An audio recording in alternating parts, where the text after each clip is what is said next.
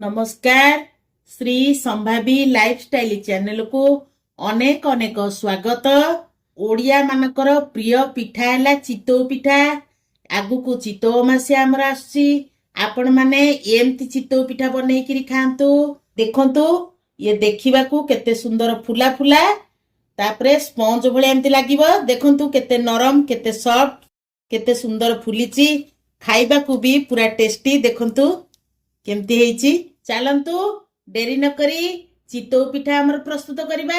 चितौ पिठा पे मु नेची गोटे माप रे चाउल नेची एमपिया गोटे माप आपण रखिबे। मोटे काचो गिना नेची काचो गिना रे दीना चाउल दे दोची। दुई गिना चाउल याकू भल्ल किरी आमे पानी पके किरी भल्ल किरी धोई दबा। एबे मु चाउल को 5 रु 6 थर भल्ल किरी परिष्कार किरी धोई देची। एबे आमे आकू 4 रु 5 घंटा पर्यंत बतुरई किरी एमती गोटे घोड़े किरी आमे ताकू रखिबा। चाउलटा हमर जेते बतुरिबो पिठाटा हमर सेते नरम होबो बढ़िया भी फुलिबो। माकू घोड़े किरी 4-5 घंटा बतुरिया पे छाड़ दोची। एबे हमर 4 रु 5 घंटा हे गेलानी। चाउल हमर बढ़िया से बतुरी जाईची। हाथ रे भी ताकू एमती कले गुंड हो जाउची। आकू हमें एथरो ग्राइंडिंग करिबा। चाउल को मु भल भाबरे धोई किरी तार पानी निगाड़ी देची। ताकू गोटे जाली साहाय्य रे आमे छाणी दबा। चाउलटा को छाणी सारी किरी आमे ग्राइंडिंग करिबा।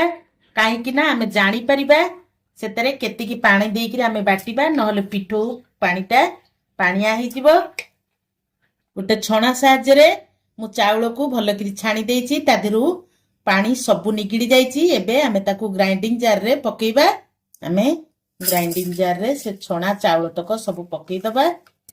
मु एई गिना रे मापी किरी 2 गिना चाउल नेतिली। सेमती सेई गिना रे मु 2 कप नडिया कोरा नेची। सेतिरे आमे सेई गिना जो गिना रे मापी किरी नडिया चाउल नेथिले सेई गिना रे मापी किरी मु एठी गिने पानी नेची। अल्प अल्प पानी देई ताकू आमे ग्राइंडिंग करिबा। मु अल्प पानी देई किरी आकू एमती ग्राइंडिंग कर देइथिली। आउ टिके आकू पानी दबा। आउ अध गिने पानी देई आकू आमे भल किरी ग्राइंडिंग चिकन किरी ग्राइंडिंग कर दबा। मु एबे भल किरी ताकू चिकन किरी ग्राइंडिंग कर देइची। पूरा चिकन कर देइची। ताकू आमे गोटे बाउल को काढी दबा। बाउल को आमे काढी दबा। मु ए ग्राइंडर जार को अध गिने पानी देई की भल किरी धोई देउची। धोई किरी ता देरे आमे देई दबा पानी।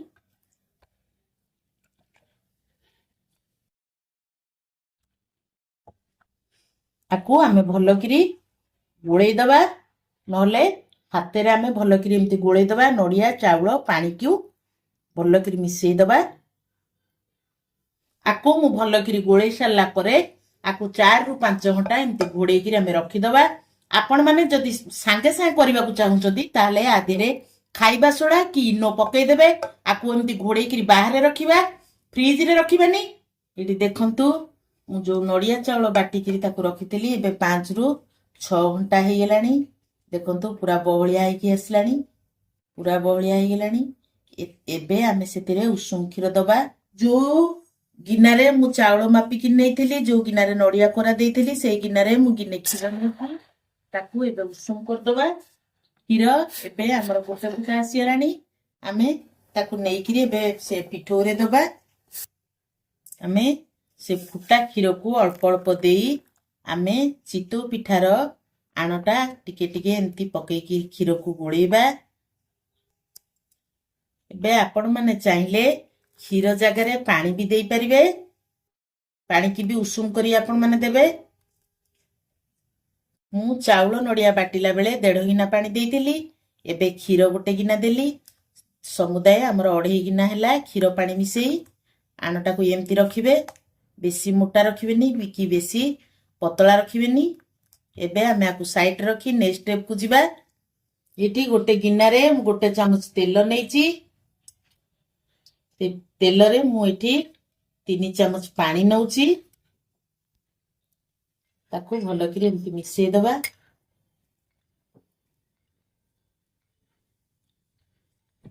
मुठी गोटे चामच रे एतरे चीनी पकोची।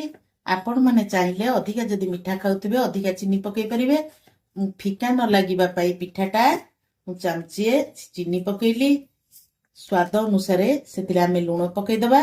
ତାକୁ ଭଲକିରି ଆମେ ଗୋଳେଇଦବା। ଚିନି ଲୁଣ ଯେମିତି ତା ଭିତରେ ସବୁ ମିଶିଯିବ।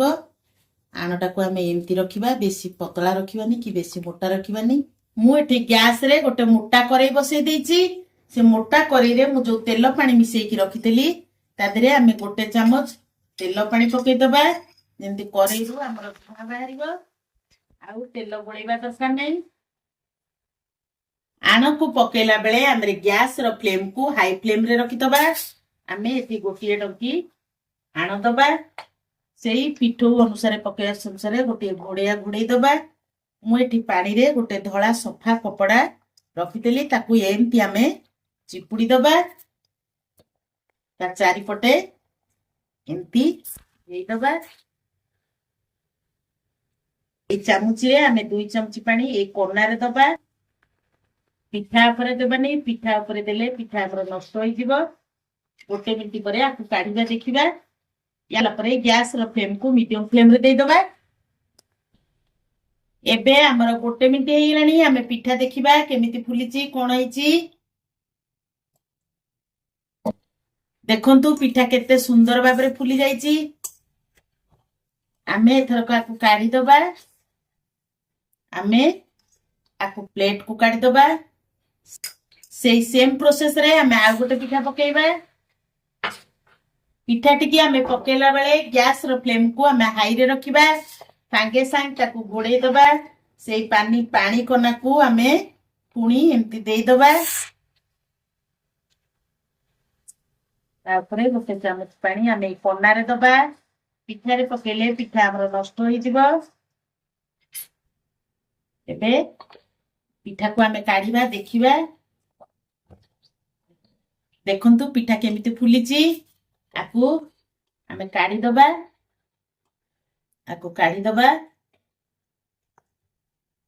ସେଇ ସେମ ପ୍ରୋସେସରେ ଆମେ ଆଉ ଗୋଟେ ପିଠା ପକେଇବା।